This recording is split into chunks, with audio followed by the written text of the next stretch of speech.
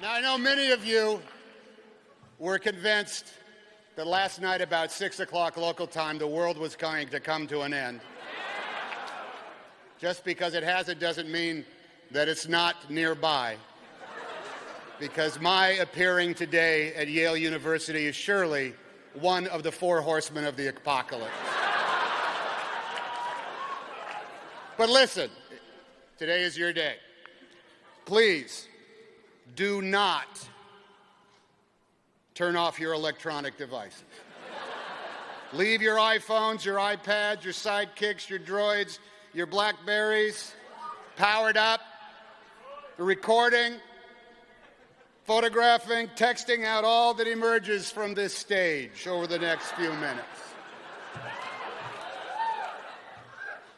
By the way, I'm sporting the hat. It ain't coming off.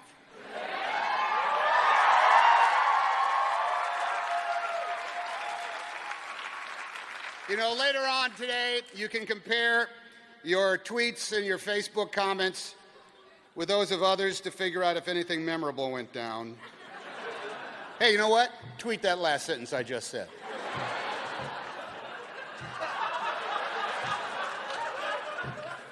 It'll give you something to do.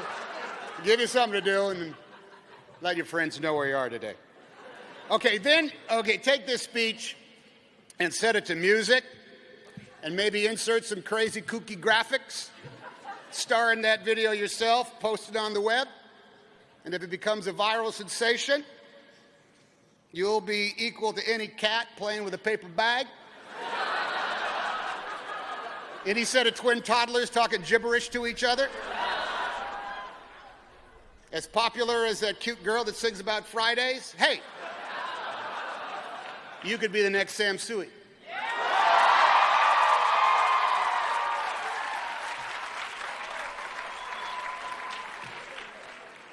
Such are just one of the possibilities in our brave new world, the world you now inherit, whether you like it or not. The jig is up. The clock has run out, and the future with a capital F now rests with all of you in your goofy hats. And all because you went to Yale.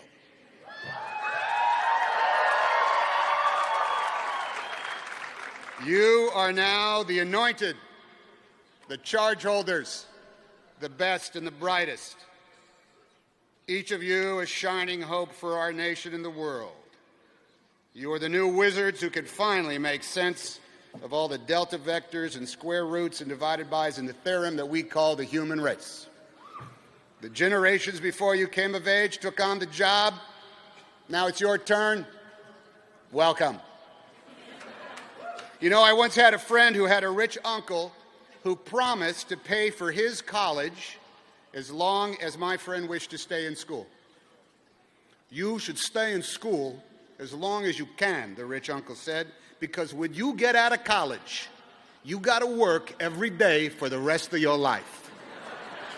And you all will come to understand what that rich uncle meant, just as surely as you will someday wonder where the hell you put your reading glasses and yell at your own kids to turn the damn music down.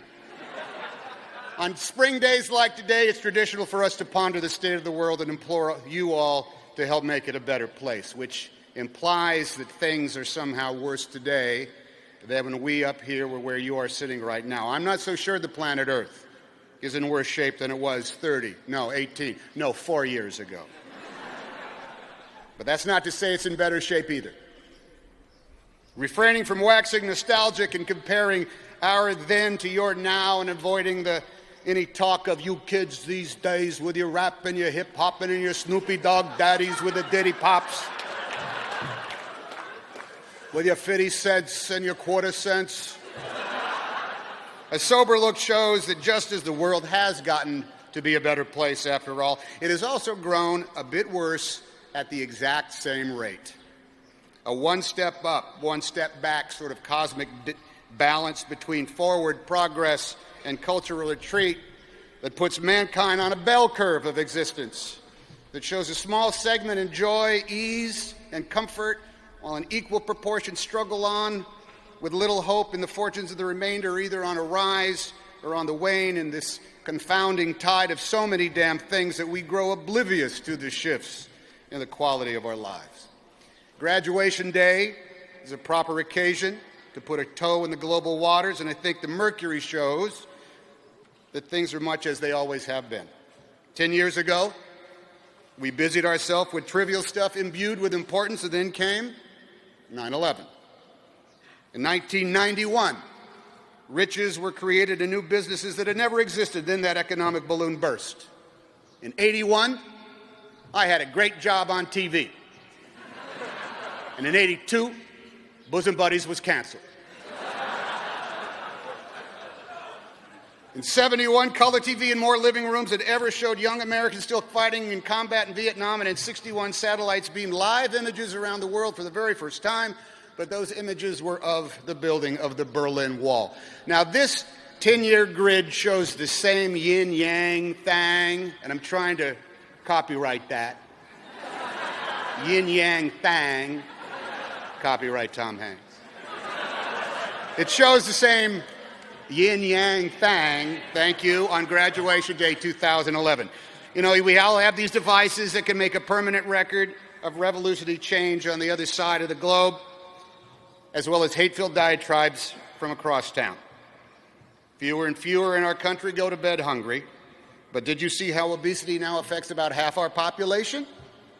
No matter how many bargains we find at the local U-Mart, many of us still struggle to pay the rent and the utilities.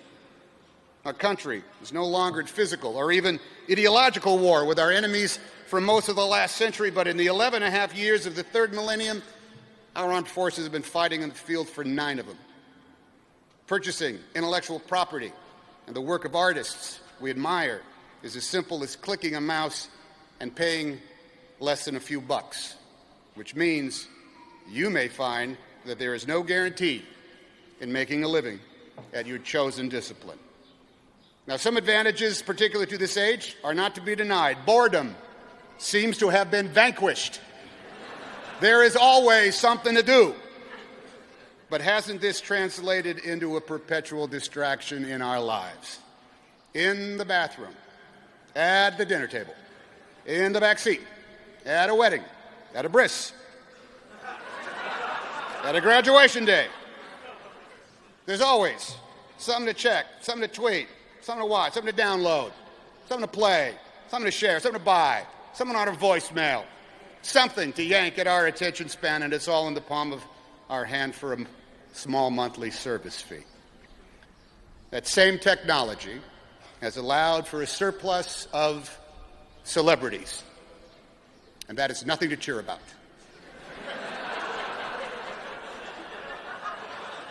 Anyone, although that's Sam Suey, he rocks.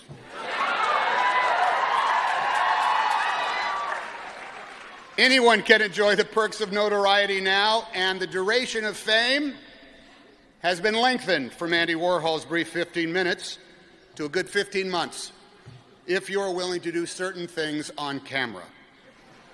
Though Orwellian language is often the vocabulary of official newspeak, his boogeyman that was the all-seeing Big Brother has never emerged, unless you live in North Korea, or run a red light in Beverly Hills, or shop online, or have done something stupid in the wrong place at the wrong time in front of someone with a camera in their cell phone, and that is everybody. So, pardon my junior college Latin, the vulgus populi has become the all-seeing state, and if you cross it, Google search will forever display your screw-up. So actually, there is a Big Brother. But he's not a malevolent fiction. He's actually all of us, and he lives in our search engines. So no matter how many times I do the calculations, I come up with a social draw. The positives balance the negatives. The X's equal the Y's.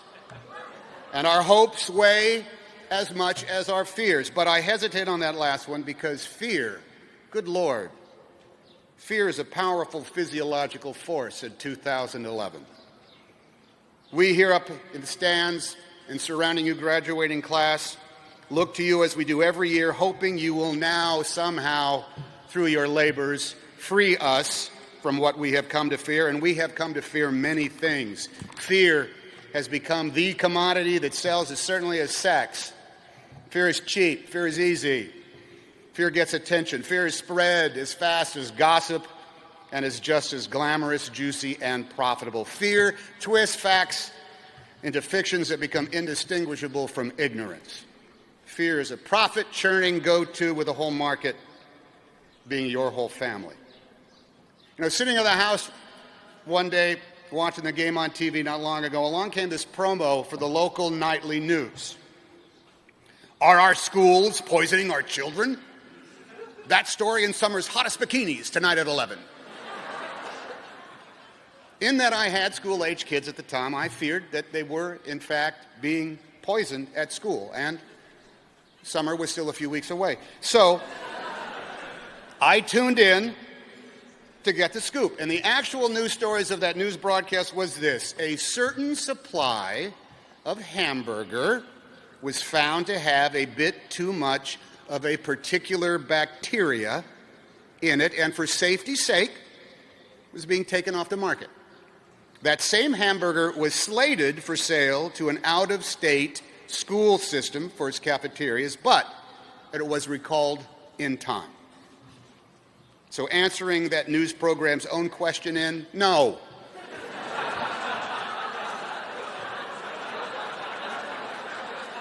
Our schools were not poisoning our children. But yes, that summer there would be some very hot bikinis at the beach. Now, the early American naval commander John Paul Jones said, "If fear is cultivated, it will become stronger. If faith is cultivated, it will achieve mastery." And this is why I am a big fan of history, because observations in the American colonies over 200 years ago by a compatriot of Nathan Hale, who lived in that building right over there, translate word for word to the United States in 2011. For I take that fear to be fear in the large scale, fear itself, intimidating and constant. And I take faith to be what we hold in ourselves, our American ideal of self-determination. Fear is whispered in our ears and shouted in our faces. Faith must be fostered by the man or woman you see every day in the mirror. The former forever snaps at our heels and our synapses and delays our course. The latter can spur our boot heels to be wandering, stimulate our creativity, and drive us forward. Fear or faith, which will be our master? 3 men found that they could no longer sleep because of their deep-seated fears. This is a story I'm telling. Their lives were in a state of stasis because of their constant worries. So they set out on a pilgrimage to find a wise man who lived high in the mountains, so high up above the tree line that no vegetation grew, no animals lived, not even insects could be found so high up in the mountains in that thin air. And when they reached his cave, the first of the 3 said, "Help me, wise man, for my fear has crippled me." "What is your fear?" asked the wise man. "I fear death," said the pilgrim. "I wonder when it is going to come for me." "Ah, death," said the wise man. "Let me take away this fear, my friend. Death will not come to call until you are ready for its embrace. Know that, and your fear will go away." Well, this calmed that pilgrim's mind, and he feared death no longer. The wise man turned to the second pilgrim and said, "What is it you fear, my friend?" "I fear my new neighbors," said the second pilgrim. "They are strangers who observe holy days different than mine. They have way too many kids, and they play music that sounds like noise." "Ah, strangers," said the wise man. "I will take away this fear, my friend. Return to your home and make a cake for your new neighbors. Bring toys to their children. Join them in their songs and learn their ways. And you will become familiar with these neighbors and your fear will go away. Well, the second man saw the wisdom in these simple instructions and knew he would no longer fear the family who were his neighbors. There in the cave, so high in the mountains that nothing could live, the wise man turned to the last pilgrim and asked of his fear. "O wise man, I fear spiders. When I try to sleep at night, I imagine spiders dropping from the ceiling and crawling upon my flesh, and I cannot rest." "Ah, spiders," said the wise man. "No shit, why do you think I live way up here?"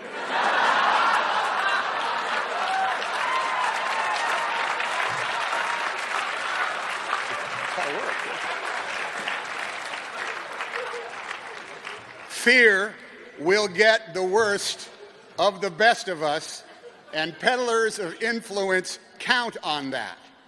Throughout our nation's constant struggle to create a more perfect union, establish justice, and ensure our domestic tranquility, we battle fear from outside our borders, from within our own hearts, every day of our history.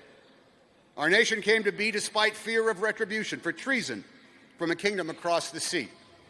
America was made strong and diverse because here people could live free from the fears that made up their daily lives in whatever land they called the old country.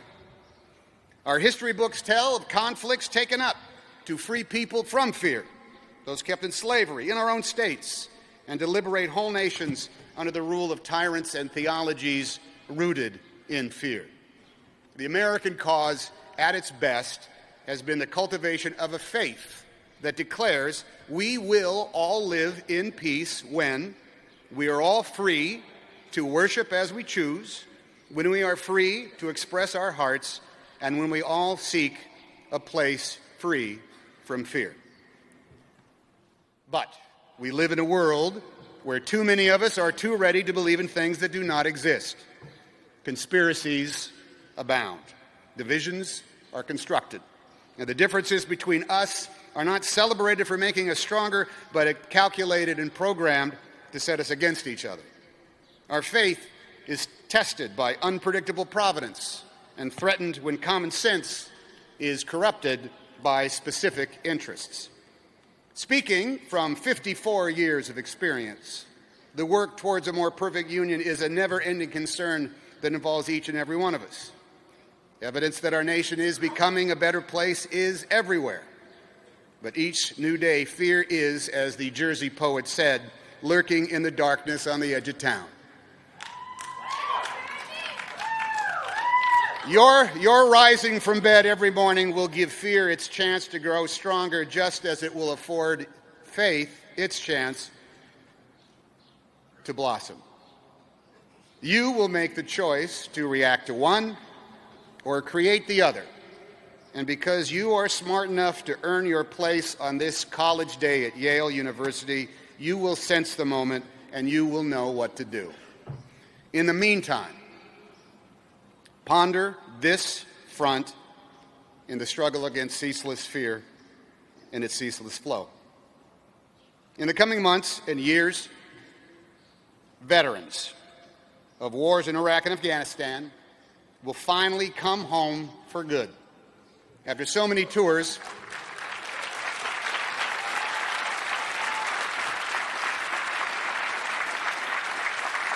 and we know this. Some, after many tours that wore on the body, ate at the soul, and spilled a great portion of their lives. For all of them, after a long time spent far away in the harsh realm of war, and they returned different from what they were when they left. Surely their faith in themselves is shadowed by a fear of not knowing what is expected of them next. Now, no matter what your view of those wars over there, you can affect the future of our nation right here by taking their fears head on.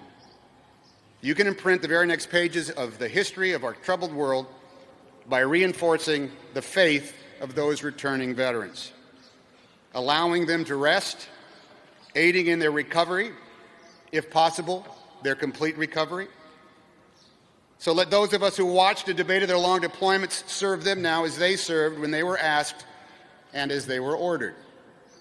Let's provide for them their place free from fear by educating them if they can learn, by employing them as they transition from soldier back to citizen, and by empathizing with the new journey they are starting, even though we will never fully understand the journey they just completed. We all will define the true nature of our American identity, not by the parades and the welcome home parties, but how we match their time in the service with service of our own. Give it 4 years. As many years as you spent here at Yale, in acts both proactive and spontaneous, and do the things you can to free veterans from the new uncertainty that awaits them, from the mysterious fears they will face the day after they come home. Cultivate in them the faith to carry on, and they will do the rest. So Commencement Day arrives. Your work begins. Work that will not be always joyful to you. Labor that may not always fulfill you. And days that will seem like one damn thing after the other. It's true, you will now work every day for the rest of your lives. That full-time job, your career as human beings and as Americans and as graduates of Yale, is to stand on the fulcrum between fear and faith. Fear at your back, faith in front of you. Which way will you lean? Which way will you move? Move forward. Move ever forward, and tweet out a picture of the results. It may make you as famous as Sam Sui.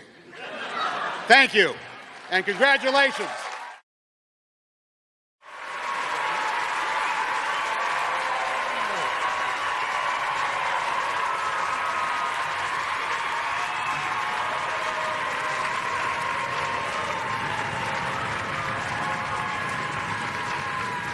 Thank you so much. Thank you.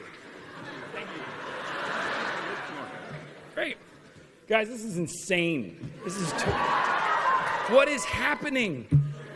Why am I up here? Truly. No, I'm dead serious. Why am I up here? To be asked to come back to this place to speak to a graduating class of an institution that truly meant the world to me and still is the leading aspect of my entire life and career, it is the cornerstone of my life and career, is an astonishing honor. So thank you for being here. I mean that. I really, really do. It is also an honor that I almost immediately regretted saying yes to. Because look at this church, look at these people. Supposedly there are more people on the green. They only just told me that. Yes! There's people in Solomon? No? No Engine 93? Okay. Nothing for Solomon? All right. I love you, Solomon. So, luckily, a few days after I said yes, a rescue call was sent. I was to get on the phone with our phenomenal host, one of our phenomenal hosts of today's incredible ceremony, the one and only Reverend Janet Cooper Nelson's down here. Yep. Rock star, put this all together. Her job was pretty simple: to harness any and all spiritual guidance, reach out over that phone, metaphorically grab me by the hand, and wade me through the waters of sheer terror. The end result? She made things way worse. Janet, I love you, but in attempting to give me advice and pointers on what I should say in my speech, she started referencing these indelible speeches from other people who had already spoken. Yeah. You want to know what she led off with? You know, I remember when Ruth Bader Ginsburg was here.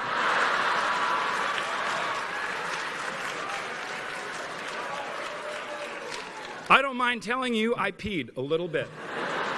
I did. The class of 2002 had a Supreme Court justice talk to them. Okay? And as I was checking my pants to see if they needed dry cleaning, I heard her say, or maybe the funniest moment had to be when the Dalai Lama was here. And I blacked out.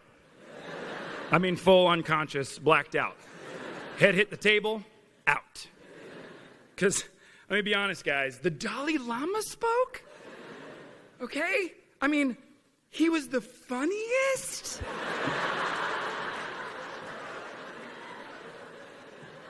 I can't contend with the llama on a bad day. But to know that he brought his A game? He had a tight 15-minute comedy set?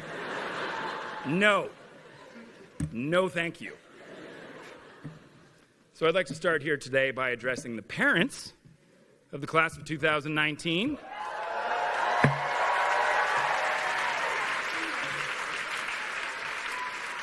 And to you, I would like to say, I hear you. Don't worry. I have already had the t-shirts made up. My kid just graduated from Brown, and all I got was the dude from The Office? Good. Glad you think that's funny. That's really funny. Let me tell you what's really funny.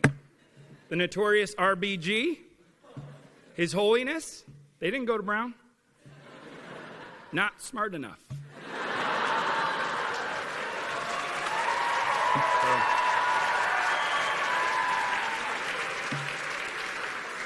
You know who did go to Brown? The dude from The Office.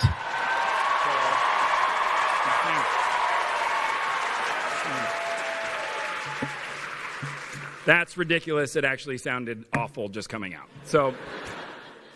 And because of that, I am specifically and acutely aware of just what an astounding honor it is to be here today.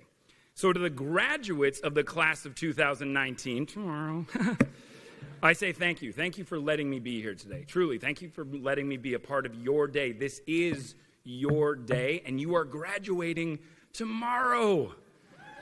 How cray is that? Does anyone say cray anymore? Okay. I'm ancient. Who's nervous? Let me see a show of hands of the people in the, really, a lot of outliers here. Well, I look forward to your world domination. I was terrified because all the people came up to me and said, the future belongs to you. Whoa! What? I am currently searching for an apartment trying to keep the number of roommates in single digits. Literally nothing belongs to me. Take a deep breath. Let's all take a breath. Wow, you actually did it. You're going to be great. There are many sides to being nervous, and a whole lot of them are wildly useful. And for the ones that aren't so useful, well, let me see if I can't walk you through some of those. Believe it or not, they asked me to come up with the title of this speech. Yes, this characterizes this as a speech. And yes, they think it's good enough to come up with a name. What's so hard to understand? The name I came up with off the top of my head was, what do I know? Right? Pretty good. And oddly enough, that line went from being some jokey device I was using to deflect my own fears of being up here to a genuine challenge to myself. What do I know that I can tell you guys about that could possibly illuminate the future that stands in front of you? Well, I know that tomorrow you will all receive a piece of paper that says you've gotten one of the best educations there is to get, period. I also know that that education did not necessarily happen in the classroom. You know, the funniest thing about me is my getting into Brown, I didn't feel I deserved to get in. So I made it my mission to deserve to graduate. That was my thing. I came to Brown as a mid-year. Don't know if that program exists anymore, but yes, one person? Nope. Okay. It's gotten smaller since I was here. But I was one of 32 kids that were not accepted in the fall with everyone else. Thanks anyway. But rather we came in alone, hungry, and cold in January. I remember immediately trying to find my place, to find a group, to find my people. There was a moment where I even thought I might try to play basketball here. Don't laugh yet. Don't laugh yet. My brother Paul was actually the captain of the basketball team, so I had communicated with the coach a couple times about potentially walking on. Still no laughter, please. And it was January, so it was mid-season. I walked up to the gym one day to meet with the coach.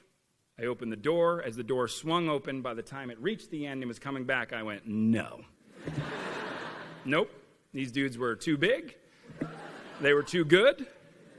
And it was just after lunch, and they were on their second practice? No, thank you. No, thank you. So I turned around, walked straight through the campus toward my dorm when something caught my eye. I saw a flyer for a sketch comedy group called Out of Bounds. Yes, you can all clap for them.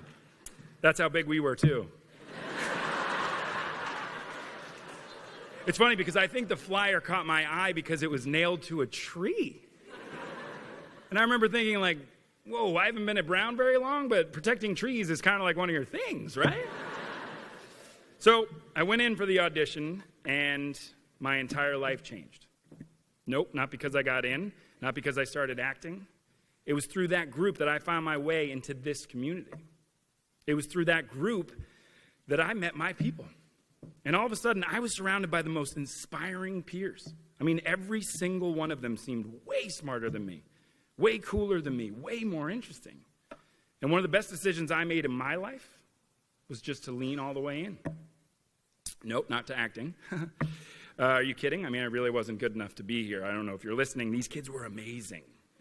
Truly, by the end of senior year, the only parts I had ever gotten were like armed guard number 4 or terrified hostage guest number 2. Yeah, that's right. When I was at Brown, we did Die Hard the musical. Yep. You guys really missed out. I can promise you that. My parents are right here. They'll tell you missed out. They didn't. They didn't miss out. It was ridiculous. Okay. You still have your shirts that say my kid went to Brown and all I got was Die Hard the musical? That seems harsh, but we'll talk about it later. No, I didn't get to throw everything into acting, but I did throw everything I had into this unparalleled pool of brilliant people. You know, people often ask me how I got into acting. The truth is, I didn't get into acting. I got into everything. Believe it or not, when I got to Brown, I really hadn't listened to any music that wasn't on the radio, seen any movie that wasn't in the multiplex. One day I asked a small group of friends to each give me one of their favorite movies, favorite albums, and they did. Every single week for 4 years. Yeah, cry. Okay, I'm back. It was the experience of my life. One of the most mind-blowing, mind-expanding experiences, and no drugs were necessary. It was without a doubt the beginning of everything. For the next 4 years, I wanted to be a part of it all. I formed a new way of thinking, a new way of executing those thoughts. I leapt out of my comfort zone, then stayed there, and then leapt again. I experienced firsthand the powerful shift in doing something out of love rather than out of necessity. I learned what it meant to believe. I took chances. I failed, and I took more chances. So yes, in the classroom I received one of the greatest educations one can possibly get. True, but the piece of paper I got at graduation also represents that education. The piece of paper I got not only says where I was educated, but who I was educated with. And it declares that I am a member of that community of people to be relied upon to take risks, provoke thought, and to be committed participants in this world. The piece of paper I got represented every facet of my experience. And the piece of paper I got is the exact same piece of paper you're going to get tomorrow. The piece of paper I got, I live my life every single day by. Because when looking at this sense of nervous that you're feeling now, ask yourself, what's it based in? Is it based in the unknown? Because my question to you is, up until now, how else have you approached each new tomorrow? And if your nerves are based in fear of failure, well, my question is, up until now, how have you defined success? Because in this community, without the presence of financial gain, isn't success simply defined as you're just being onto something? Taking an idea farther than it had never been before? Why does it ever need to change? It doesn't. Or if your nerves are based on something bigger, a fear of something bigger, the world at large, well, To that I do say, yes, it's true, they're right. The future does indeed belong to you. But the abstract weight of responsibility to change it overnight very much does not. Real change is organic. The only responsibility you all have is to hold fast to everything that you have lived right here. To not conform. To realize that when you're out there, you've done all this before, right in here. Remember fondly the discomfort you felt when you were asked to push yourself farther than you were ever sure you could go. And the wash of elation when you finally got there. Remember to be scared. You've been scared before. You'll be scared again. Find more of your people. Lean all the way in. Take chances. Fail big and take chances again. Listen to music. Remember to believe in something. And fall in love as many times as it takes. And remember, before you do something special, just do something. The truth can almost seem too simple. But the simple truth is, the program you ran here is the same program. Just run it again, and again, and again. That's what I know.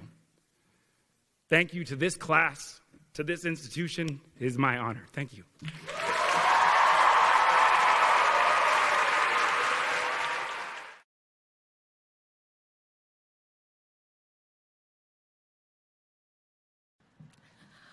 Good morning.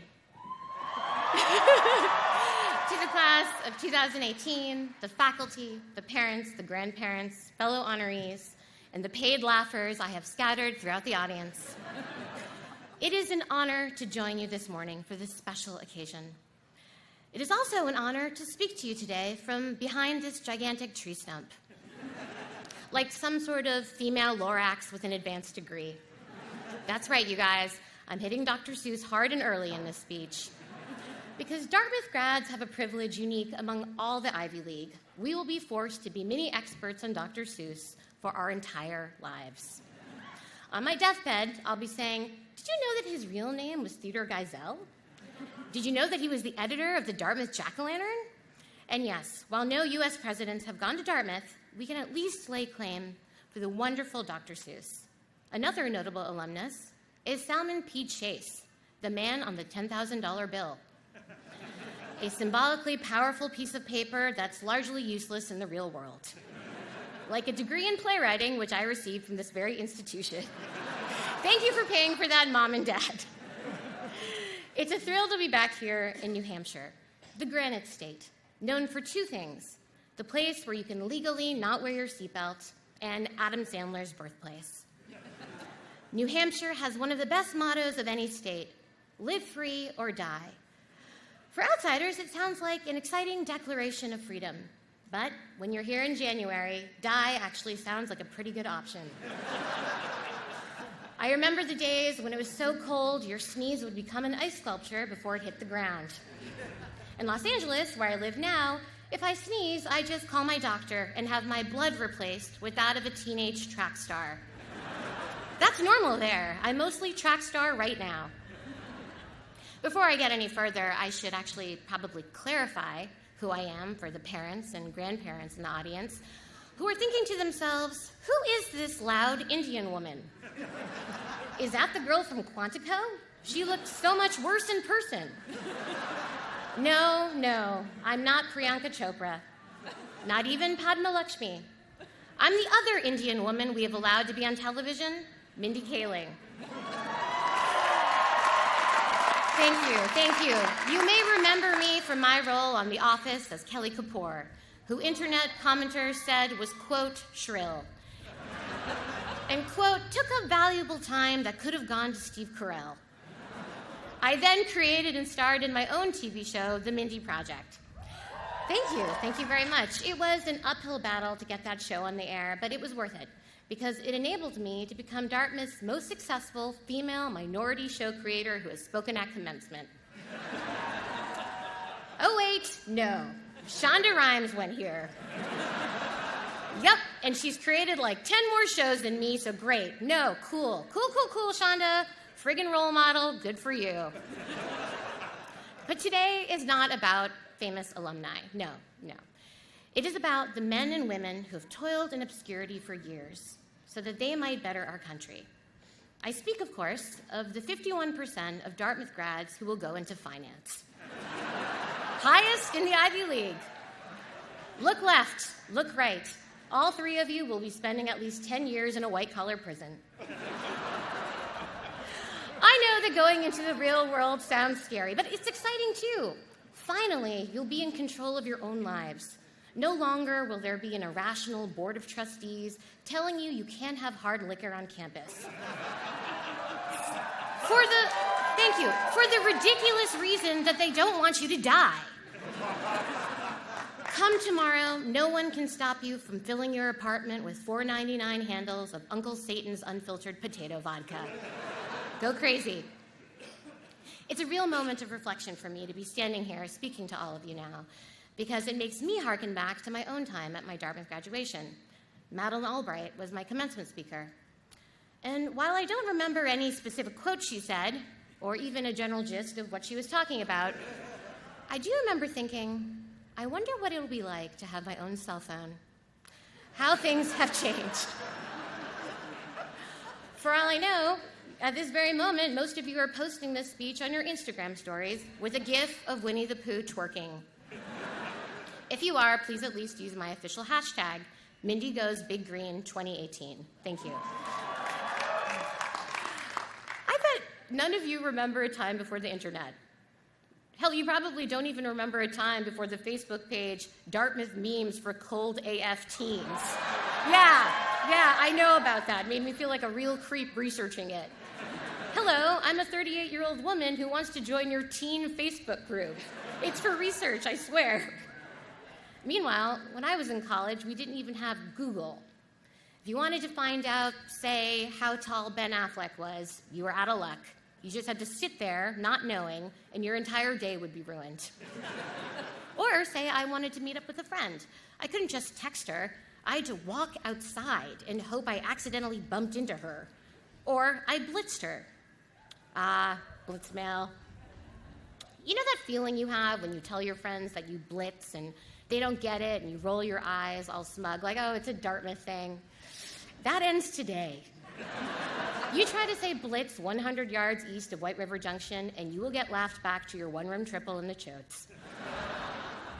Fun fact, in 2001, the year I graduated, a pink eye epidemic broke out amongst my classmates because we were all using public blitzmail IMAC terminals and not washing our hands. Those are just kind of the sexy stories indicative of my time at Dartmouth. You have so many cool new things here now. Like, look at the new logo, the D-Pine. It's beautiful. It reminds me of what college-age Mindy thought a marijuana leaf might look like, but I was too scared to actually find out. And this new house system, it sounds really cool. It's so Hogwartsy. You know, you sort it into your little Gryffindors and Ravenclaws, except they're called South House, West House, Schoolhouse. Okay, come on, guys. Schoolhouse? Really? We're just saying what we see? That's the laziest name I've ever heard in my life. And I've spent over a decade working on shows called The Office and The Mindy Project. Still, I remember sitting where you're sitting. I was so full of questions like, when is this thing going to end? And how many friends can I invite to dinner and still have mom and dad pay? And most importantly, why didn't I wear any clothes underneath my gown? Now we're reaching the part of the speech where I'm supposed to tell you something uplifting, like follow your dreams. In general, advice isn't actually an effective way to change your life. If all it took to make your life great was hearing amazing advice, then everyone who watched TED Talks would be a millionaire. So don't trust any one story of how to become successful. As Madeleine Albright said at my commencement, see, I don't remember anything, and I did just fine. So here is some practical advice that you may or may not remember at the end of the speech because, hey, that's the gig. 1, first off, remove proficient at Word from your resume. That is ridiculous. You're really scraping the bottom of the barrel of competency there. This is how you become proficient at Word. You open Word on your computer. 2, most of your post-college life is simply filling out forms. Car insurance, health insurance, W-2s, W-4s, 1099s. Guess what? None of us know what any of those forms mean, but you will fill out 100 of them before you die. 3, you never need more than one pancake. Trust me on this. Cartoons have trained us to want a giant stack of those bad boys, but order one first and then just see how you feel later. This one is just for guys. When you go on dates, act as if every woman you're talking to is a reporter for an online publication that you are scared of. One shouldn't need the threat of public exposure and scorn to treat women well, but if that's what it's going to take, fine. Date like everyone's watching, because we are. 5, and this might be the most important, buy a toilet plunger. Trust me on this, don't wait until you need a plunger to buy a plunger. Commencement is a time of transition for parents, too. That empty nest you were enjoying these past 4 years, gone as soon as the speech is over. I hope you like full-time lodgers who don't pay rent, don't do laundry, eat all the food in your fridge, and binge Family Guy on your sofa for weeks. That is your life now. Although some of your graduates will be making more money than you. 51% to be exact. And to the parents of those investment bankers, consultants, and hedge fund analysts, congratulations. Your kids will be fabulously wealthy, but still somehow sharing your cell phone plan because it, quote, saves everybody money. Okay, now let's get real. Let me rip off the Band-Aid for all of you, the 18s. Next year, the next year of your life is going to be bad. You have been in the comfortable, fleece-lined womb of Mother Dartmouth for 4 years now, and you're going to go out in the cold, hard world. Out there in the real world, there will be a target on your back. People will want to confirm their expectations of Ivy League graduates, that you're a jerk, that you're spoiled, that you use the word summer as a verb. Those stereotypes exist for a reason. I mean, come on, the guy from the $10,000 bill went to this school. You're graduating into a world where it seems like everything is falling apart. Trust in institutions are at a record low. The truth doesn't seem to matter anymore. And for all I know, the president just tweeted us into a war with Wakanda, a country that doesn't exist. So, class of 2018, you are entering a world that we have toppled like a Jenga tower, and we are relying on you to rebuild it. But how can you do that with the knowledge that things are so unstable out there? I'll tell you my secret, the one thing that has kept me going through the years, my superpower, delusion. This is something I may share with our president, a fact that is both horrifying and interesting.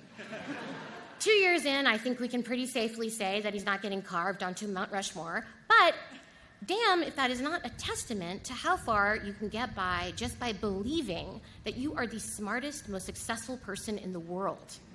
Okay? My point is, you have to have insane confidence in yourself, even if it's not real. You need to be your own cheerleader now, because there isn't a room full of people waiting with pom-poms to tell you, you did it. We've been waiting all this time for you to succeed. So I'm giving you permission to root for yourself. And while you're at it, root for those around you too. It took me a long time to realize that success isn't a zero-sum game, which leads me to the next part of my remarks. I thought I might take a second to speak to the ladies in the audience. Guys, take a break. You don't have to pay attention during this part. Maybe spend the next 30 seconds thinking about all the extra money you'll make in your life for doing the same job as a woman. Pretty sweet. Hey girls, we need to do a better job of supporting each other. I know that I am guilty of it too. We live in a world where it seems like there's only room for one of us at the table. So when another woman shows up, we think, oh my God, she's going to take the one woman spot. That was supposed to be mine. But that's just what certain people want us to do. Wouldn't it be better if we worked together to dismantle a system that makes us feel like there's limited room for us? Because when women work together, we can accomplish anything, even stealing the world's most expensive diamond necklace from the Met Gala, like in Ocean's 8, a movie starring me, which opens in theaters June 8th. And to that end, women, don't be ashamed to toot your own horn like I just did. Okay, guys, you can listen again. You didn't miss much. Just remember to see Ocean's 8, now playing in theaters nationwide. Ocean's 8, every con has its pros. And now I wanted to share a little bit about me, Mindy Kaling, the Dartmouth student. When I came to Hanover in the fall of 1997, I was, as many of you were, driven, bright, ambitious, and really, really into the black-eyed peas. I arrived here as a 17-year-old, took the lay of the land, and immediately began making a checklist of everything I wanted to accomplish. I told myself that by the time I graduated in 2001, I would have checked them all off. And here is my freshman fall checklist. Be on Hanover crew, be on lodge crew, be in an a cappella group, be in an improv troupe, write a play that's performed to the Bentley, and do a cartoon for the D, and try to be in a cool senior society. And guess what? I completed that checklist. But before you think, wait, why is this woman just bragging about her accomplishments from 17 years ago? Keep listening. Then I graduated, and I made a new checklist for my 20s. Get married by 27, have kids at 30, win an Oscar, be the star of my own TV show, host the MTV Music Awards. This was 2001, guys. It made more sense then. And do it all while being a size 2. Well, spoiler alert, I've only done one of those things, and I'm not sure I will ever do the others. And that is a really scary feeling, knowing how far that I've strayed from the person that I was hoping to be when I was 21. I will tell you a personal story. After my daughter was born in December, I remember bringing her home and being in my house with her for the first time and thinking, according to movies and TV, this is traditionally the time when my mother and spouse are supposed to be here sharing this experience with me. And I looked around, and I had neither. And for a moment, it was kind of scary. Like, can I do this by myself? But then that feeling went away, because the reality is I'm not doing it by myself. I'm surrounded by family and friends who love and support me. And the joy I feel from being with my daughter, Catherine, eclipses anything from any crazy checklist. So I just want to tell you guys, don't be scared if you don't do things in the right order, or if you don't do some things at all. I didn't think I'd have a child before I got married, but hey, it turned out that way, and I wouldn't change a thing. I didn't think I'd have dessert before breakfast today, but hey, it turned out that way, and I wouldn't change a thing. So if I could impart any advice, it's this. If you have a checklist, good for you. Structured ambition can sometimes be motivating, but also feel free to let it go. Yes, my culminating advice for my speech is a song from the Disney animated movie Frozen. I've covered a lot of ground today. Not all of it was serious, but I wanted to leave you with this. I was not someone who should have the life I have now, and yet I do. I was sitting in the chair you are literally sitting in right now, and I just whispered, why not me? And I kept whispering it for 17 years. And here I am, someone that this school deemed worthy enough to speak to you at your commencement. Don't let anyone tell you that you can't do something, but especially not yourself. Go conquer the world. Just remember this. Why not you? You made it this far. Thank you very much, and congratulations to the class of 2018.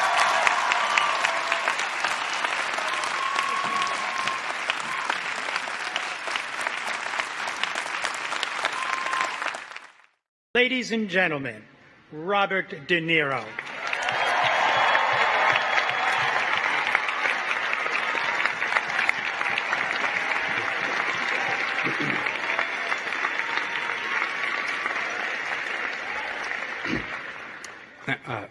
Just going to blow my nose.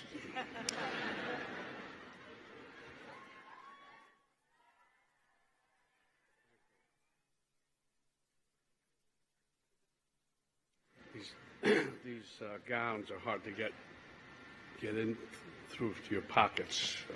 Such practical things. Dean Green, deans, university leadership, faculty, staff, parents, friends, and the 2015 class of New York University's Tisch School of the Arts. Thank you for inviting me to celebrate with you today. Tisch graduates, you made it. And you're f***ed.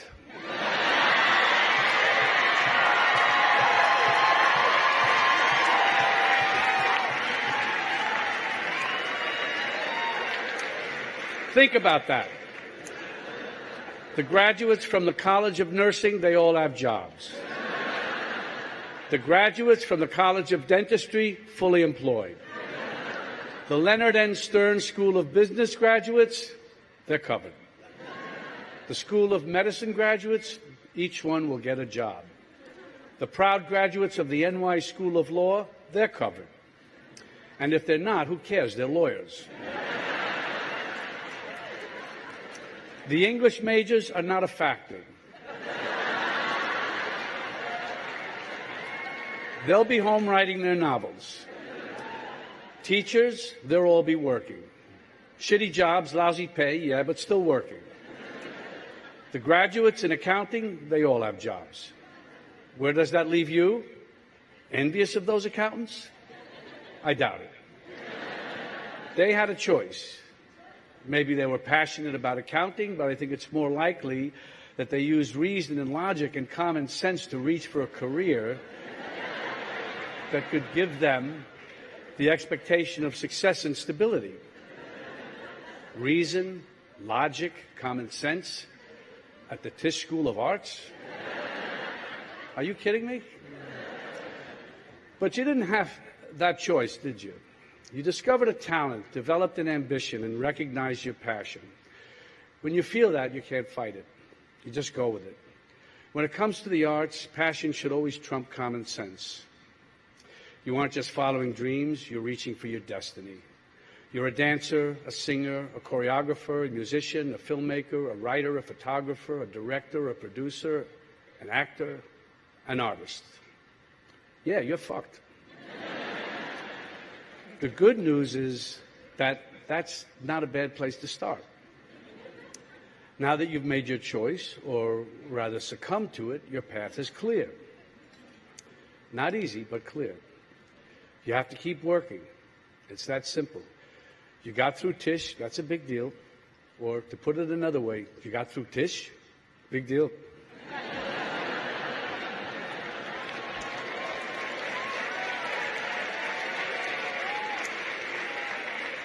Well, it's a start. On this day of triumphantly graduating, a new door is opening for you. A door to a lifetime of rejection. It's inevitable. It's what graduates call the real world. You'll experience it auditioning for a part or a place in a company. It'll happen to you when you're looking for backers for a project. You'll feel it when doors close on you while you're trying to get attention for something you've written and when you're looking for a directing or a choreography job. How do you cope with it? I hear that Valium and Vicodin work. Well, I don't know. You can't be too relaxed and do what we do. And you don't want to block the pain too much. Without the pain, what will we talk about? Though I would make an exception for having a couple of drinks if, hypothetically, you had to speak to 1,000 graduates and their families at a commencement ceremony. Excuse me.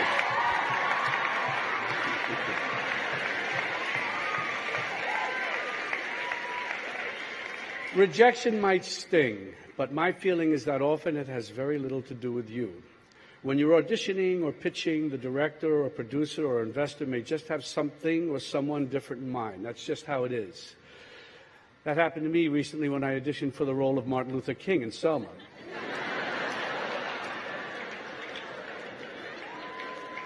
Which was too bad because I could have played the hell out of that part.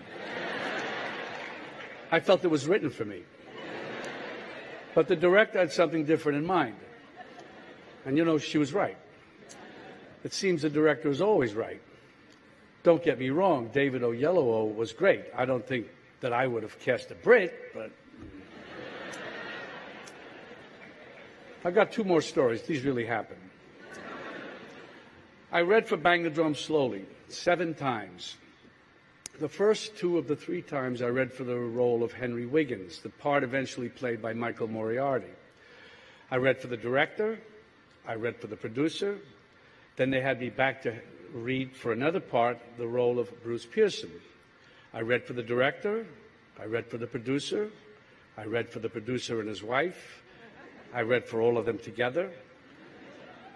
it was almost like as long as I kept auditioning, they would have time to find someone they liked more. I don't know exactly what they were looking for, but I'm glad I was there when they didn't find it. Another time, I was auditioning for a play. They kept having me back. I was pretty sure I had the part, and then they went with a name. I hated losing the job, but I understood. I could just as have easily lost the job to another no-name actor, and I also would have understood. It's just not personal. It can really be nothing more than the director having a different type in mind. You'll get a lot of direction in your careers, some of it from directors, some from studio heads, some from money people, some from writers, though usually they'll try to keep the writer out of at a distance. And some from your fellow artists. I love writers, by the way. I keep them on the set all the time. Listen to all of it and listen to yourself. I'm mostly going to talk about these ideas in movie actor terms, but I think this applies to all of you. You'll find comparable situations in all the disciplines. The way the director gets to be right is you help him or her be right. You may start out with different ideas. The director will have a vision. You will have ideas about your character. When you're a young actor starting out, your opinions may not be trusted as much as they will later on in your career. You've been hired because the director saw something in your audition, your reading, in you that fit their concept. You may be given the opportunity to try it your way, but the final decision will be the director's. Later in your career, when there's a body of work to refer to, there may be more trust from the director, but it's pretty much the same thing. You may have more opportunities to try it your way and may think the director has agreed to your take, your take is the best, but if it's a movie, you'll be nowhere near the editing room where the director makes the final decision. It's best when you can work it out together. As an actor, you always want to be true to your character and be true to yourself. But the bottom line is, you got the part. And that's very important. As a director or producer, you also have to be true to yourself and to the work. A film, a dance, a play, they're not tents where artists get to play and express their individuality. They're works of art that depend on the contributions and collaboration of a group of artists. And it's a big group. It includes production and costume designers, directors of photography, makeup and hair, stage managers, assistant directors, choreographers, etc., many more to name that I won't now. Everyone plays an important part, an essential part. A director or producer, choreographer or company artistic director, these are powerful positions. But the power doesn't come from the title. The power comes from trust, respect, vision, work, and again, collaboration. You'll probably be harder on yourself than any director. I'm not going to tell you to go easy on yourselves. I assume you didn't pick this life because you thought it would be easy. You may have to answer to a director for a job, but you also have to answer to yourself. This could create conflicts for you. You want to play the role your way, and the director has a different idea. Discuss it with the director. Maybe there's a compromise. There always should be the space to try it both ways. But don't make a production. But don't make a production out of it. I guess this is some typo here because it's not a democracy. On the set or on the stage, someone has to make the final decision. Someone has to pull it all together. That's the director. So don't be obdurate. No one's going to see you do it in the quote unquote right way if you're not on the stage or in the movie. I can answer the question that's on all of your minds right now. Yes, it's too late to change your major to directing. While preparing for my role today, I asked a few Tisch students for suggestions for this speech. The first thing they said is keep it short. And they said it's okay to give a little advice, it's kind of expected and no one will mind. And then they said to keep it short. It's difficult for me to come up with advice for you who have already set upon your life's work, but I can tell you some of the things I tell my own children. First, whatever you do, don't go to Tisch School of the Arts. Get an accounting degree instead. Then I contradict myself. And as corny as it sounds, I tell them don't be afraid to fail. I urge them to take chances, to keep an open mind, to welcome new experiences and new ideas. I tell them that if you don't go, you'll never know. You have to have to be bold and go out there and take your chances. I tell them that if they go into the arts, I hope they find a nurturing and challenging community of like-minded individuals, a place like Tisch. If they find themselves with a talent and a burning desire to be in the performing arts, I tell them, when you collaborate, you try to make everything better, but you're not responsible for the entire project, only your part in it. You'll find yourself in movies or dance pieces or plays or concerts that turn out in the eyes of critics and audiences to be bad, but that's not on you, because you will put everything into everything you do. You won't judge the characters you play, and you shouldn't be distracted by judgments on the works you are in. Whether you're working for Ed Wood or Federico Fellini or Martin Scorsese, your commitment and your process will be the same. By the way, there will be times when your best isn't good enough. There can be many reasons for this, but as long as you give your best, you'll be okay. Did you get straight A's in school? If so, good for you, congratulations. But in the real world, you'll never get straight A's again. There are ups and there are downs. And what I want to say to you today is that it's okay. Instead of rocking caps and gowns today, I can see all of you graduating in custom TSOA t-shirts. On the back is printed, rejection. It isn't personal. And on the front, your motto, your mantra, your battle cry, next. You didn't get that part? That's my point. Next. You'll get the next one or the next one after that. You didn't get that waiter's job at the White Oak Tavern?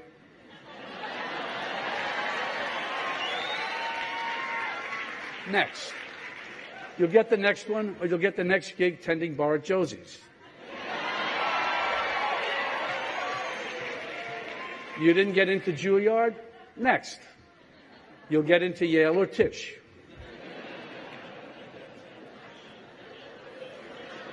You guys like that joke, so it's okay. No, of course, choosing Tisch is like choosing the arts. It isn't your first choice. It's your only choice. I didn't attend Tisch, or for that matter, any college, or my senior year of high school, or most of the junior year. Still, I've felt part of the Tisch community for a long time. I grew up in the same neighborhood as Tisch. I've worked for and with a lot of people who attended Tisch, including Marty Scorsese, class of '64. As you learn your craft together, you come to trust each other and depend on each other. This encourages taking creative risks, because you all have the sense that you're in it together. It's no surprise that we often work with the same people over and over. I did 8 pictures with Marty and plan to do more. He did about 25 with his editor, Thelma Schoonmaker, who he met at Tisch when she worked on a student film in the summer of '63. Other directors, Cassavetes, Fellini, Hitchcock, came back to the same collaborators over and over, almost like a repertoire company. And now David O. Russell and Wes Anderson are continuing that tradition. Treasure the associations and friendships and working relationships with the people in your classes and your early work. You never know what might come from it. There could be a major creative shift or a small detail that can make a major impression. In Taxi Driver, Marty and I wanted Travis Bickle to cut his hair into a mohawk, an important character detail.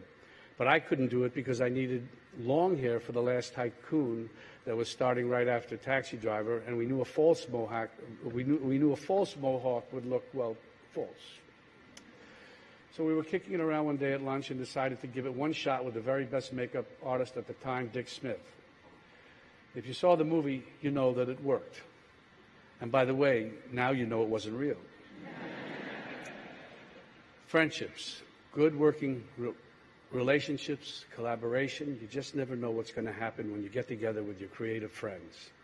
Marty Scorsese was here last year speaking to the 2014 graduates. And now here we are, on Friday at a kind of supersized version of one of Allison's student lounge hangout sessions.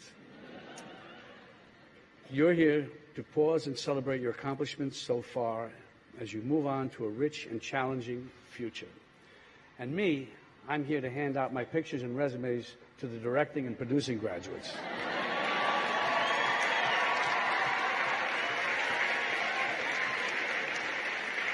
I'm excited and honored to be in a room full of young creators who make me hopeful about the future of the performing and media arts. I know you're going to make it, all of you. Break a leg. Next. Thank you.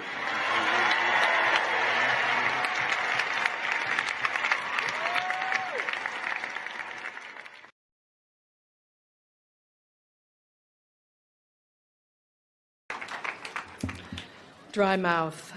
Wow. Thank you all. Thank you, President Spar,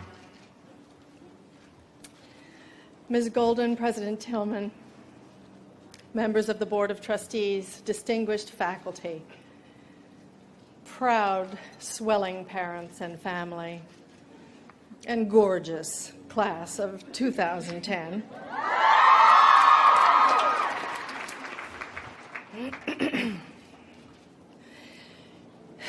If you are all really, really lucky, and if you continue to work super hard, and you remember your thank you notes and everybody's name, and you follow through on every task that's asked of you, and also somehow anticipate problems before they even arise, and you somehow sidestep disaster and score big. If you get great scores on your LSATs, or MSATs, or ERSATs, or whatever, and you get into your dream grad school or internship, which then leads to a super job with a paycheck commensurate with the responsibilities of leadership, or if you somehow get that documentary edited on a shoestring budget, and then it's accepted at Sundance, and then maybe it wins Sundance, and then you go on to be nominated for an Oscar, and then you win the Oscar.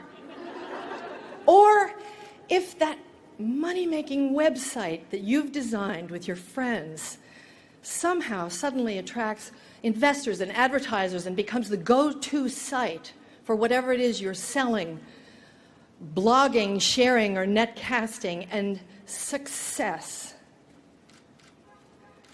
shining, hoped for, but never really anticipated success comes your way, I guarantee you, someone you know or love will come to you and say, "Will you address the graduates at my college?"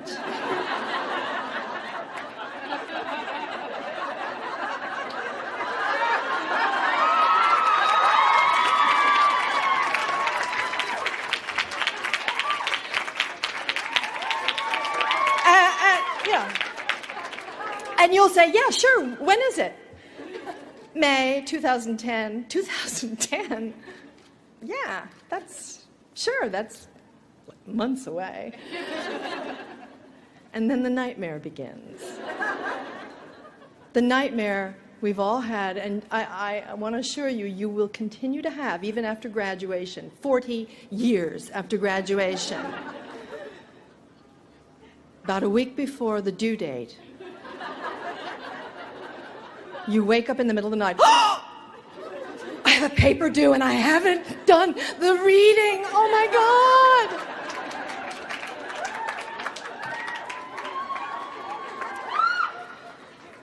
If you have been touched by the success fairy, people think you know why. It's true. People think success breeds enlightenment, and you are duty-bound to spread it around like manure, really. Fertilize those young minds. Let them in on the secret. What is it that you know that no one else knows? The self-examination begins. One looks inward. One opens an interior door. Cobwebs. Black. The bulbs burned out the airless, dank refrigerator of an insanely overscheduled, unexamined life that usually just gets takeout. Where is my writer friend Anna Quinlan when I need her? On another book tour. Hello, I'm Meryl Streep.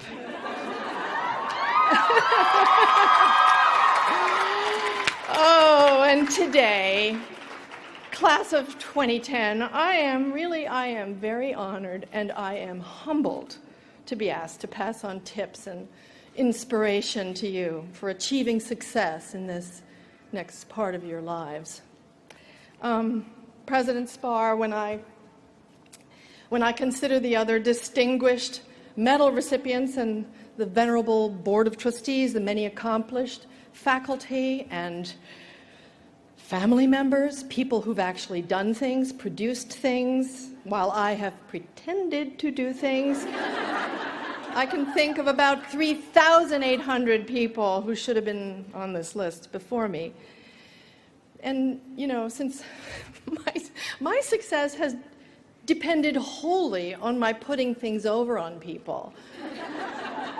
So I'm not sure the parents really think I'm that great a role model anyway. I am, however, an expert in pretending to be an expert in various areas. So, just randomly, like everything else in this speech. I am, or I was, an expert in kissing on stage and on screen. How did I prepare for this? Well, most of my preparation for this took place at my suburban high school, or rather behind my suburban high school in New Jersey. One is obliged to do a great deal of kissing in my line of work. Air kissing, ass kissing, kissing up, and of course, actual kissing. Much like hookers, actors have to do it with people we may not like or even know.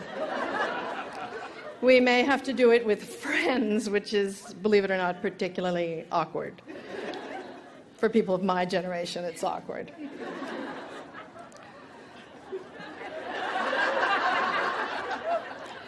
My other areas of faux expertise, river rafting, miming the effects of radiation poisoning, knowing which shoes go with which bag, coffee plantationing, Polish, German, French, Italian, that's Iowa-Italian from the bridges of Madison County, bit of a brogue, bit of the Bronx, Aramaic, Yiddish, Irish clog dancing, cooking, singing, riding horses, knitting, playing the violin, and simulating steamy sexual encounters. These are some of the areas in which I have pretended quite proficiently to be successful, or the other way around, as have many women here, I'm sure.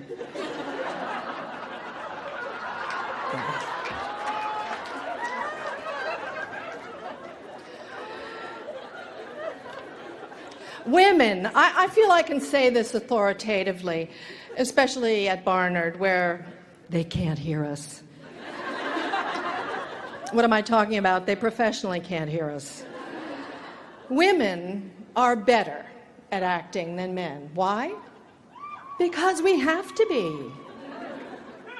If successfully convincing someone bigger than you are of something he doesn't want to know is a survival skill, this is how women have survived through the millennia. Pretending is not just play. Pretending is imagined possibility. Pretending or acting is a very valuable life skill, and we all do it all the time. We don't want to be caught doing it. But nevertheless, it's part of the adaptation of our species. We change who we are to fit the exigencies of our time. And not just strategically or to our own advantage, sometimes sympathetically, without our even knowing it, for the betterment of the whole group. I remember very clearly my own first conscious attempt at acting. I was 6, placing my mother's half slip over my head in preparation to play the Virgin Mary in our living room.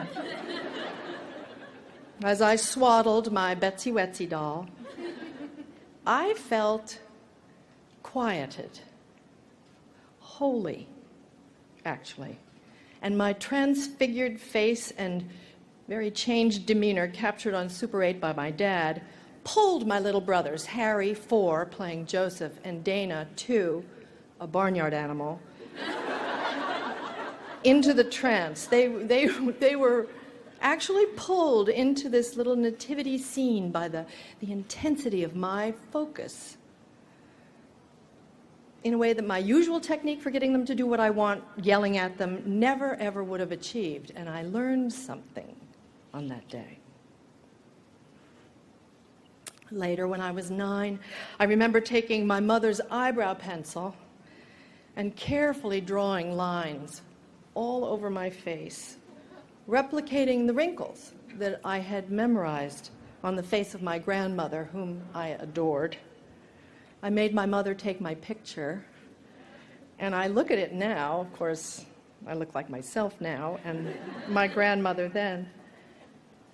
But I really do remember in my bones how it was possible on that day to feel her age. I stooped, I felt weighted down, but cheerful. You know, I felt like her. Empathy is at the heart of the actor's art. And in high school, another form of acting took hold of me. I wanted to learn how to be appealing. So I studied the character I imagined I wanted to be, that of the generically pretty high school girl.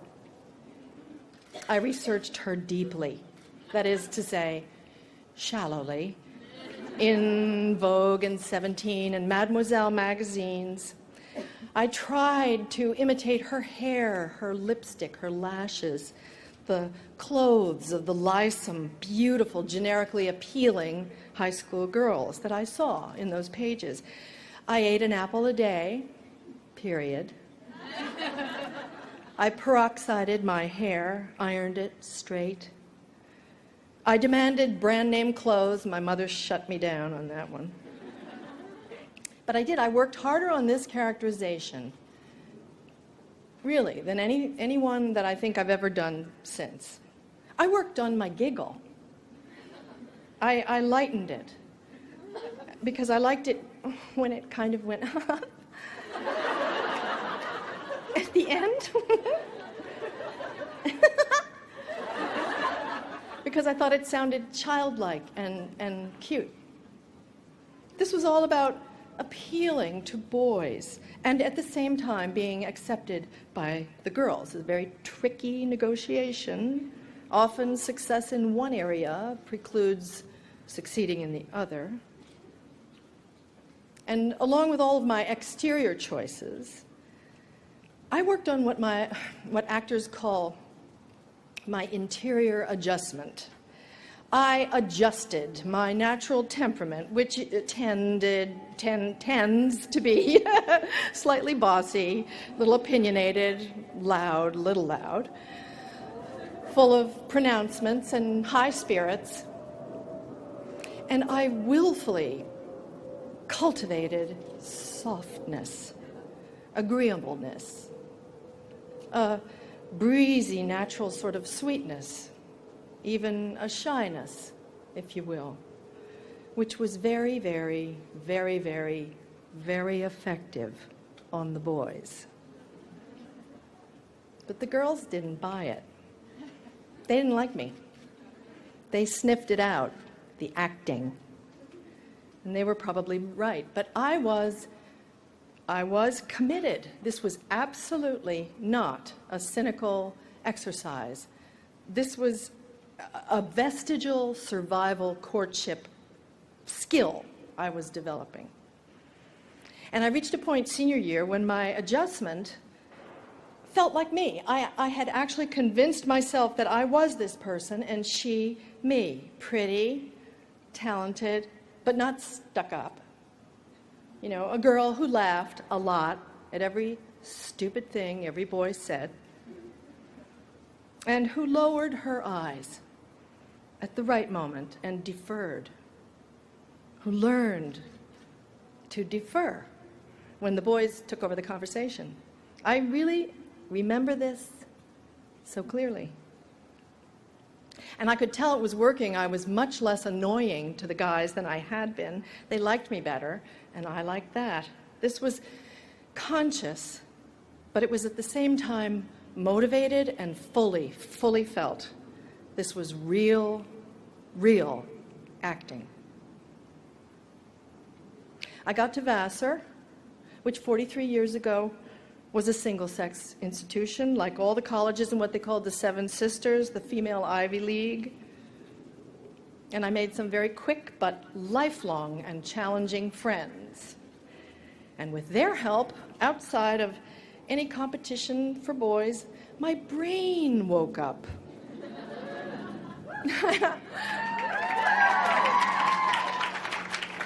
I got up and I got outside myself, and I found myself again. I didn't have to pretend. I could be goofy, vehement, aggressive, and slovenly, and open, and funny, and tough, and my friends let me. I didn't wash my hair for 3 weeks once. They accepted me like the Velveteen Rabbit. I became real instead of an imaginary stuffed bunny. But I stockpiled that character from high school, and I breathed life into her again some years later as Linda in The Deer Hunter. There's probably not one of you graduates who has ever seen this film, but The Deer Hunter, it won Best Picture in 1978, Robert De Niro, Chris Walken, not funny at all. And I played Linda, a small-town girl from a working-class background, a lovely, quiet, hapless girl who waited for the boys she loved to come back from the war in Vietnam. Often, men my age, President Clinton, by the way, when I met him, said, men my age mention that character as their favorite of all the women I've played. And I have my own secret understanding of why that is. And it confirms every decision I made in high school.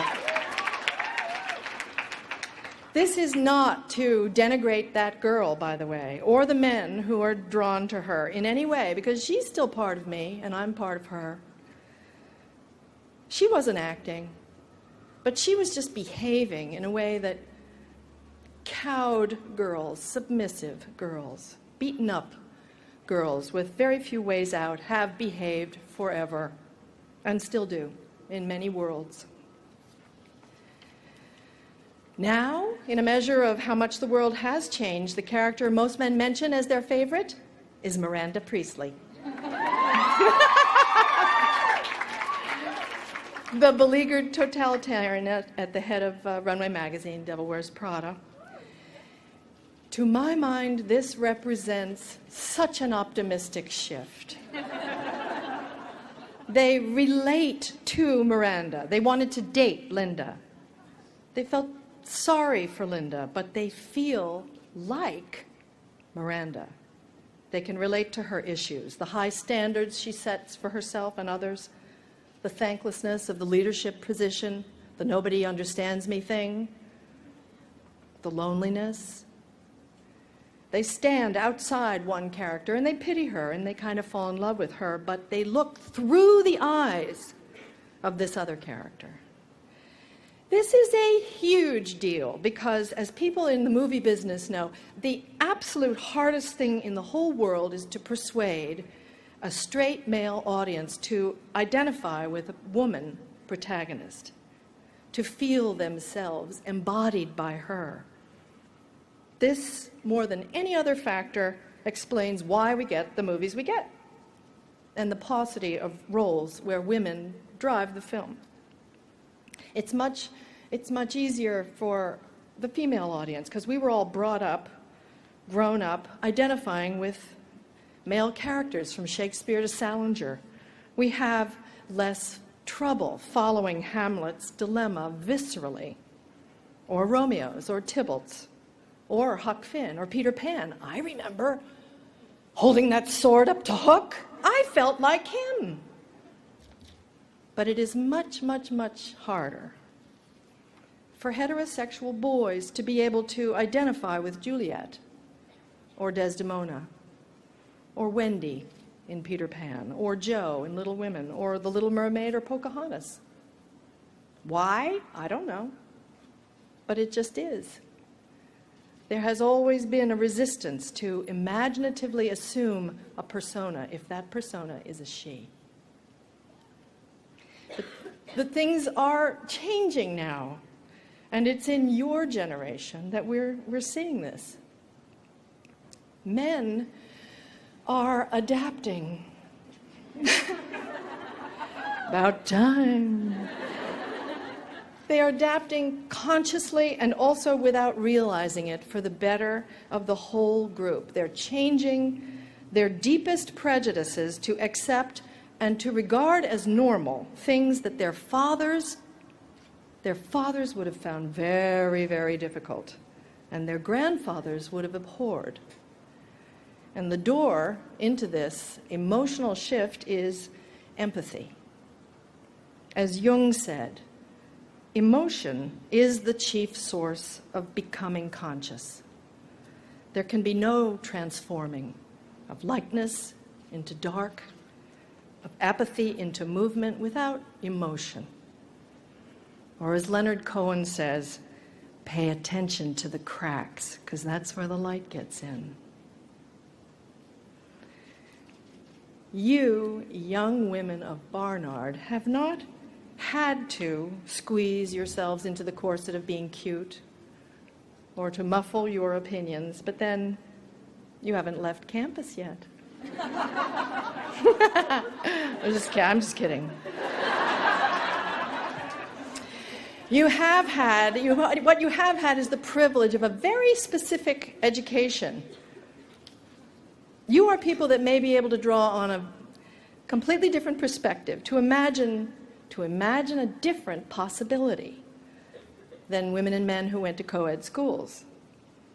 How this difference is going to really serve you, it's hard to quantify now. You may take you 40 years, like it did me, to look back and analyze your advantage.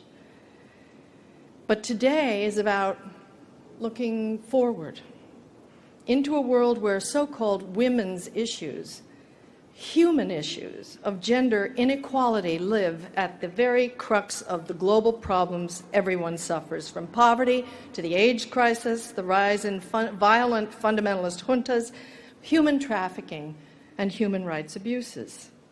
And you are going to have the opportunity and the obligation, by virtue of your provenance, to speed progress in all these areas. And this is a place where, even though the need is very great, the news is too. This is your time, and it feels normal to you, but really there is no normal. There's only change and resistance to it, and then more change. Never before in the history of our country have most of the advanced degrees been awarded to women, but now they are. Since the dawn of man, it's hardly more than 100 years since we were even allowed into these buildings, except to clean them. But soon, most of the law and medical degrees will probably also go to women. Around the world, poor women now own property who used to be property. And according to The Economist magazine, for the last 2 decades, the increase in female employment in the rich world has been the main driving force of growth. Those women have contributed more to global GDP growth than have either new technology or the new giants, India or China. Cracks in the ceiling, cracks in the door, cracks in the court and on the Senate floor.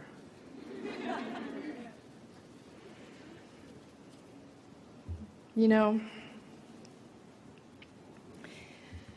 I gave a speech at Vassar 27 years ago. It was a really big hit. Everybody loved it, really. Tom Brokaw said it was the very best commencement speech he had ever heard, and of course I believed this. And you know, it was much, much easier to construct than this one. It came out pretty easily because back then I knew so much. I was a new mother. I had two Academy Awards, and it was all, you know, coming together so nicely. I was smart, and I understood boilerplate and what sounded good. And because I'd been on the squad in high school, earnest, full-throated cheerleading was my specialty. So that's what I did. But now, I feel like I know about 1/16 of what that young woman knew. Things don't seem as certain today. Now I'm 60. I have 4 adult children who are all facing the same challenges that you are. How it makes things tough for your family. And whether being famous matters really one bit in the end, in the whole flux of time. I know I was invited here because of how famous I am and how many awards I've won. And while I am overweeningly proud of the work that I, believe me, did not do on my own. I can assure you that awards have very little bearing on my own personal happiness, my own sense of well-being and purpose in the world. That comes from studying the world feelingly, with empathy in my work. It comes from staying alert and alive and involved in the lives of the people that I love and the people in the wider world who need my help. No matter what you see me or hear me saying when I'm on your TV holding a statuette and spewing, that's acting. Being a celebrity has taught me to hide, but being an actor has opened my soul.